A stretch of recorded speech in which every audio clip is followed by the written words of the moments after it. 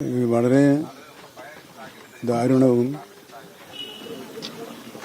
നാടിനെ ഒരുപോലെ ഞെട്ടിച്ചതുമായ വലിയ ദുരന്തത്തിനാണ് ഈ പ്രദേശവും ക്ഷേത്രവും സാക്ഷ്യം വഹിച്ചത്. മുമ്പൊരിക്കലും അങ്ങനെയൊരു അനിഷ്ട സംഭവം ഇല്ലാതിരുന്ന ഒരു പ്രദേശവും ക്ഷേത്രവുമാണിത്. അതുകൊണ്ട് തന്നെ ആ നടുക്കം, അതിൻ്റെ ആഘാതം വളരെ വലുതായി ജനങ്ങൾക്ക് അനുഭവപ്പെട്ടിട്ടുണ്ട്. സംഭവം അറിഞ്ഞ ഉടനെ തന്നെ വനംവകുപ്പിലെ ഉദ്യോഗസ്ഥന്മാരും ജില്ലാ ഭരണകൂടത്തിൻ്റെ മേധാവികളും പോലീസും എല്ലാം ഇവിടെ എത്തുകയും പരിശോധനകൾ നടത്തുകയും ചെയ്തതിൻ്റെ അടിസ്ഥാനത്തിൽ ഇന്നലെ രാവിലെ 11 മണിക്ക് ബന്ധപ്പെട്ടവരെല്ലാം ഗവൺമെൻറ്റിന് റിപ്പോർട്ട് സമർപ്പിക്കുകയുണ്ടായി. ആ റിപ്പോർട്ടിൽ കാണാൻ കഴിഞ്ഞത് നാട്ടാന പരിപാലന ചട്ടങ്ങളിലെ വ്യവസ്ഥകൾ പാലിക്കുന്നതിൽ വീഴ്ച സംഭവിച്ചിട്ടുണ്ട് എന്ന് തന്നെയാണ്. രണ്ടാമത്, വെടിക്കെട്ടുമായി ബന്ധപ്പെട്ട് വേണ്ടത്ര ശ്രദ്ധ കാണിച്ചോ എന്ന സംശയം ജില്ലാ ഭരണകൂടവും പ്രകടിപ്പിച്ചിട്ടുണ്ട്. ഇതിൻ്റെ എല്ലാം അടിസ്ഥാനത്തിൽ നിയമപരമായി നടപടികൾ സ്വീകരിക്കാനാണ് സർക്കാർ തീരുമാനിച്ചിട്ടുള്ളത്. വെടിക്കെട്ടുമായുള്ള പ്രശ്നത്തിൽ ജില്ലാ മോണിറ്ററിംഗ് കമ്മിറ്റിയും പ്രത്യേകം പരിശോധന നടത്തേണ്ടതായിട്ടുണ്ട്. കാരണം അവരാണ് എഴുന്നള്ളിപ്പിനുള്ള അന്തിമമായ അധികാരം നൽകേണ്ടത്.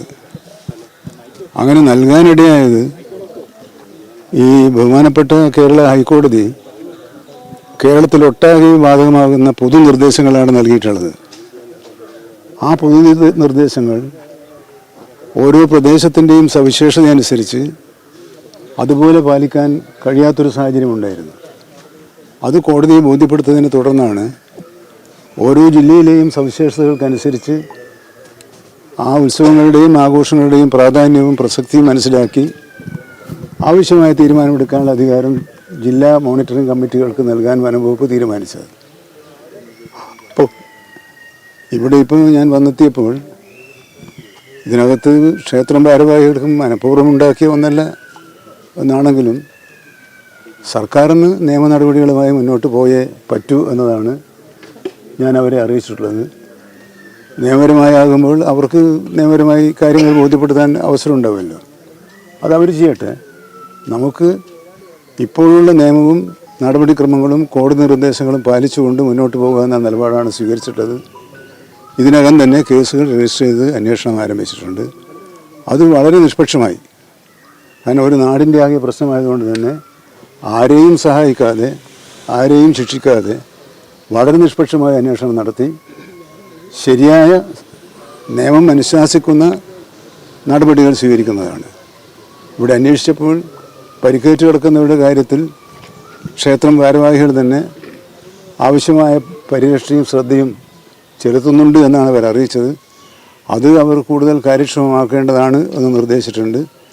മറ്റ് കൂടുതൽ കാര്യങ്ങൾ എന്തെങ്കിലും ചെയ്യാനുണ്ടെങ്കിൽ മന്ത്രിതല സ്ഥലത്തിൽ ആലോചിച്ച് തീരുമാനമെടുക്കുക എന്നതാണ് ഇപ്പോൾ നമ്മുടെ മുമ്പിലുള്ള വഴി. ബന്ധപ്പെട്ട കുടുംബാംഗങ്ങളോട്, മരണപ്പെടാനിടയായ കുടുംബാംഗങ്ങളോട് ഗവൺമെൻറ്റിനും എനിക്കുമുള്ള അഗാധമായ ദുഃഖം രേഖപ്പെടുത്താനും അനുശോചനം അറിയിക്കാനും ഈ സന്ദർഭം ഞാൻ ഉപയോഗപ്പെടുത്തും. ഈ ആന വിരളാനുള്ള കാരണം നമ്മൾ 3 വകുപ്പുകളും ഏകീകരിച്ച് തന്നെ ആണോ കണ്ടെത്തിയിരിക്കുന്നത്? അതിൽ അസാധാരണമായ ഒരു സംഭവം ഉണ്ടായതെന്ന് പറയുന്നത് വെടിക്കെട്ടുമായി ബന്ധപ്പെട്ട പ്രശ്നമാണ് ഇപ്പോൾ ചൂണ്ടിക്കാണിച്ചിട്ടുള്ളത്. വെടിക്കെട്ടിൻ്റെ ശബ്ദം ആനകളെ പരിഭ്രാന്തരാക്കി എന്നാണ് ലഭിച്ചിട്ടുള്ള വിവരം. അപ്പോൾ അതൊക്കെ ഇനിയിപ്പം നമ്മൾ അതിൻ്റെ തെളിവുകളെക്കുറിച്ച് ഇപ്പം നമ്മൾ പൊതുസമൂഹം ഞാൻ സംസാരിക്കുന്നതിൽ നല്ലത് നിയമപരമായി നോക്കട്ടെ. നിയമത്തിൻ്റെ ഇതല്ലെങ്കിൽ ഞാനൊന്ന് പറഞ്ഞാൽ അതിന് തെറ്റിപ്പോയാൽ എൻ്റെ ഒരു നിഗമനമല്ലല്ലോ വേണ്ടത്. നിഗമനം വേണ്ടത് അന്വേഷണ സംഘത്തിൻ്റെ നിഗമനമാണ്.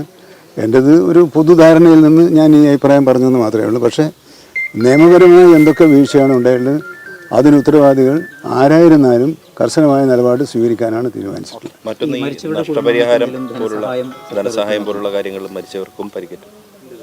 അല്ല, ഇതിൽ സാധാരണ ക്ഷേത്രങ്ങൾ തന്നെയാണ് ഉള്ള ഒരു കീഴ്വഴക്കാണ് ഇവിടെയുള്ളത്. ആ കീഴ്വഴക്കത്തിനനുസരിച്ച് കാര്യങ്ങൾ പോകട്ടെ എന്നുള്ളതാണ് ഇപ്പോഴത്തെ ആലോചന. ഇനി അത് ഞാൻ പറഞ്ഞത് എന്തെങ്കിലും ഉണ്ടെങ്കിൽ അത് ഞാൻ മാത്രമായ ഒരു തീരുമാനം പ്രഖ്യാപിക്കാനോ പറയാനോ സാധിക്കില്ല. തീർച്ചയായും അവർക്കുള്ള ഇൻഷുറൻസ് പരിരക്ഷ ഉൾപ്പെടെയുള്ള കാര്യങ്ങളുണ്ടെന്നാണ് മനസ്സിലാക്കിയിട്ടുള്ളത്. എന്നാലും നമുക്ക് ഈ പ്രശ്നം നാട്ടിലൊരു പ്രശ്നമായതുകൊണ്ട് തന്നെ ബഹുമാനപ്പെട്ട MLA-നോട് സംസാരിച്ചിട്ടുണ്ട്. അത് മുഖ്യമന്ത്രിയുടെ ശ്രദ്ധയിൽപ്പെടുത്തണമെന്ന് അവർ പറഞ്ഞിട്ടുണ്ട്. അതിൻ്റെ അടിസ്ഥാനത്തിൽ ഇന്ന് മുഖ്യമന്ത്രി കോഴിക്കോട് എത്തുന്നുണ്ട്.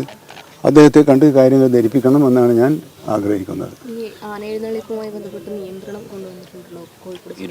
അല്ല, അത് ഞാൻ പറഞ്ഞല്ലോ, കർശനമായ നിബന്ധനകളും നിർദ്ദേശങ്ങളുമാണ് ബഹുമാനപ്പെട്ട ഹൈക്കോടതി തന്നിട്ടുള്ളത്. പക്ഷേ അത് നമ്മുടെ നാട്ടിലെ പരമ്പരാഗതമായി ശീലിച്ചു പോരുന്ന സമ്പ്രദായങ്ങൾക്കും ഉത്സവ ചടങ്ങുകൾക്കും പല സ്ഥലത്തും പൊരുത്തപ്പെടുന്നില്ല. അങ്ങനെ പൊരുത്തപ്പെടുന്നതുകൊണ്ടാണ് ജില്ലയിലെയും പ്രാദേശിക കാര്യങ്ങൾ കൂടി മനസ്സിലാക്കിയൊരു തീരുമാനമെടുക്കാൻ ജില്ലാതല മോണിറ്ററിംഗ് കമ്മിറ്റി ഉണ്ടാക്കിയത്. ആ കമ്മിറ്റിക്ക് വിട്ടുകൊടുത്തതുകൊണ്ട് അവരുടെ ഭാഗത്ത് പിന്നെ എന്തെങ്കിലും വീഴ്ച ഉണ്ടായിട്ടുണ്ടെങ്കിൽ അതും നമുക്ക് പരിശോധിക്കാം.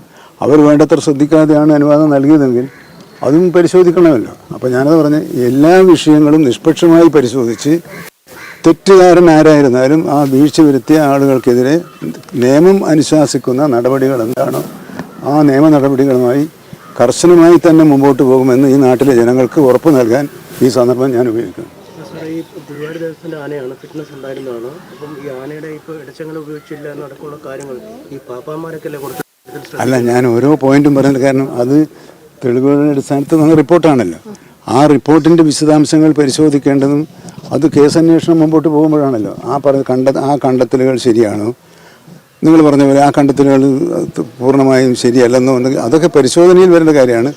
പരിശോധനയിൽ വരേണ്ട കാര്യങ്ങളെക്കുറിച്ച് ഞാനിങ്ങനെ ഇവിടെ ഒരു പൊതു നിലപാട് സ്വീകരിക്കുന്നത് ശരിയായിരിക്കുകയില്ല എന്നെനിക്ക് തോന്നുന്നു.